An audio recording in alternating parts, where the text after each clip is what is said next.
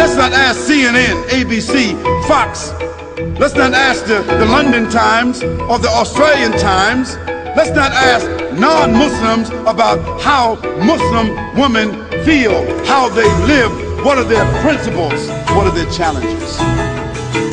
If you want to be fair, ask a Muslim woman. And you cannot find anything written in our holy book, in the Quran, that is denigrating the woman. It's just the opposite.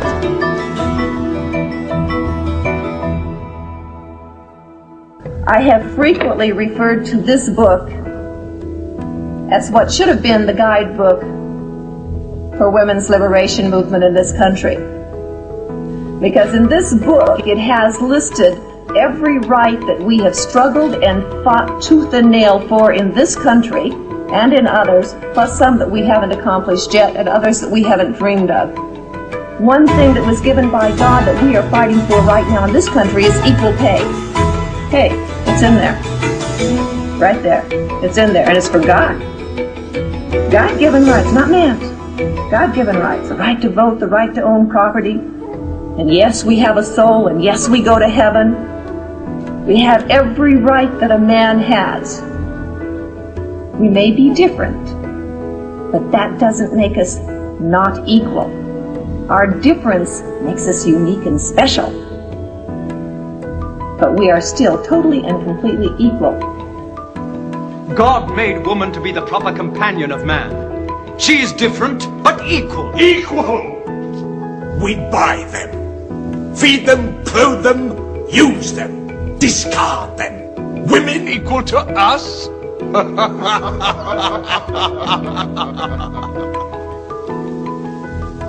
God created man from one male and one female.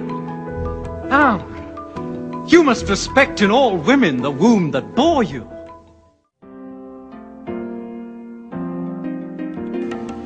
So Islam gave women the rights to vote over 1450 years ago, the right to vote.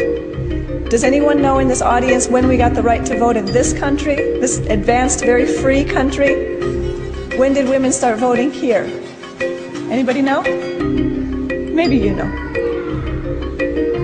Early 1900s, in my mother's lifetime.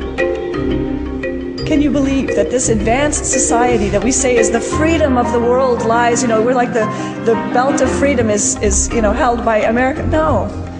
Women couldn't even vote until my grandmother was of voting age.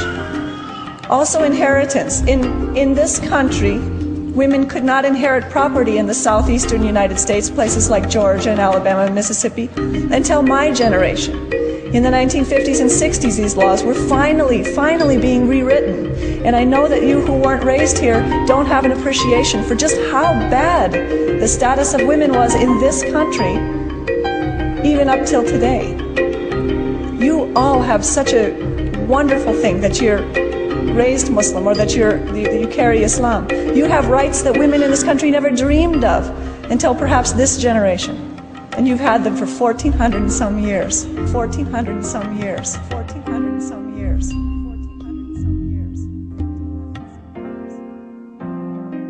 Generally, a common misconception about my hijab is that I'm oppressed and that I have to ask a man permission anytime I want to do something, and we usually crack jokes about that because we all know that it's not true.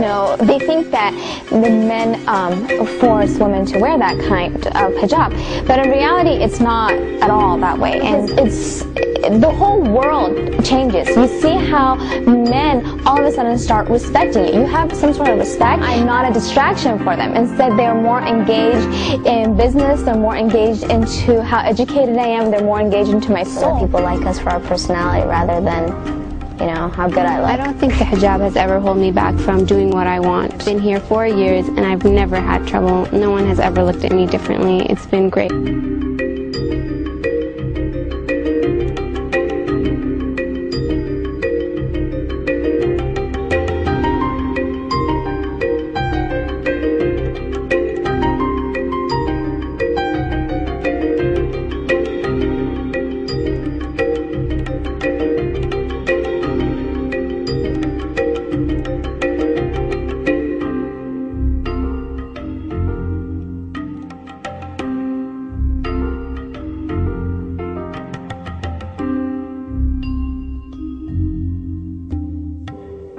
The American statistics, they tell us there are 7.8 million more women than men in America. That's almost 8 million more women in your country, sir, the land of your domicile. 8 million women who can't get husbands. If every man in America got married, there'll still be 8 million women who can't get husbands. You Americans, you have a problem. You Britisher, you have a problem. You French, you have a problem. You Germans, you have a problem. And to these, there are no solutions in your book. No solution. Islam gives an answer to the problem. The Quran says, marry women of your choice by 2s and 3s and 4s. But if you cannot do justice between them, marry only one. I'm saying the only religious book on the face of the earth which has this expression, marry only one, is the Quran. There is no other book on earth.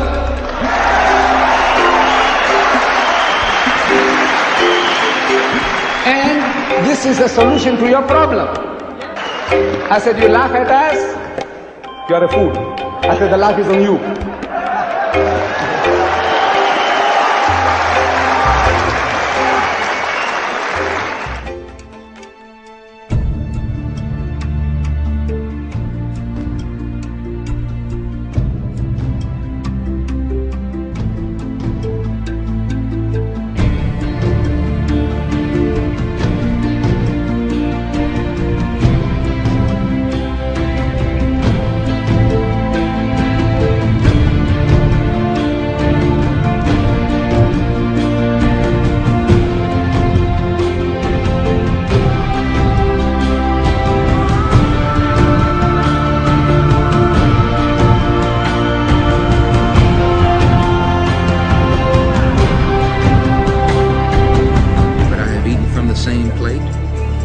Same glass and pray to the same God with fellow Muslims whose eyes were blue, whose hair was blonde, and whose skin was the whitest of white. And we are all brothers, truly, people of all colors and races believing in one God and one humanity.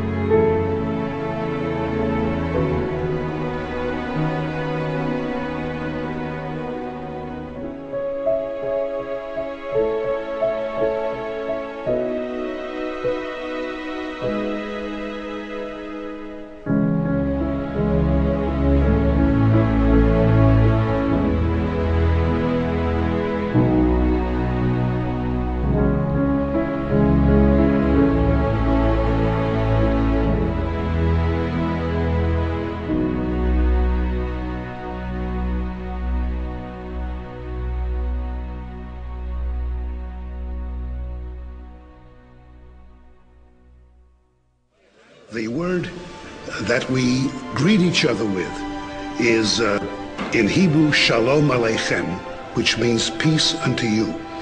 In Arabic, it's exactly the same, Assalamu Alaikum. And I think that's very important because Islam itself, the very name Islam, comes from a root which means peace. Islam comes from the root word salam, which means peace.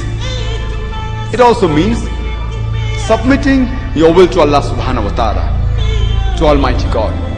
In short, Islam means peace acquired by submitting your will to Allah subhanahu wa ta'ala, to Almighty God. The glorious Quran is the most positive book in the world. It's a proclamation to humanity. It's a fountain of mercy and wisdom. It's so born into the ages. A guide to life. And assurance to those in doubt.